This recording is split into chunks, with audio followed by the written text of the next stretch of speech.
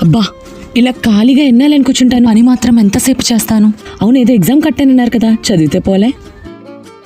అబ్బా నా తల్లే, ఎన్నాళ్ళకి మంచి నిర్ణయం తీసుకున్నావు. కానీ సర్లే.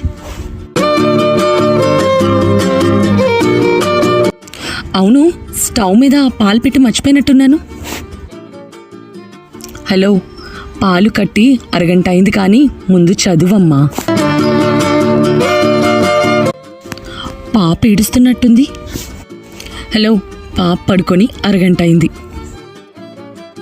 కాలింగ్ బెల్ అనుకుంటా. వస్తున్నాను. హలో, కాలింగ్ బెల్ వచ్చింది, పక్కింటిగా. కానీ ఎదిగిన వంకలు చాలు, చదువమ్మా.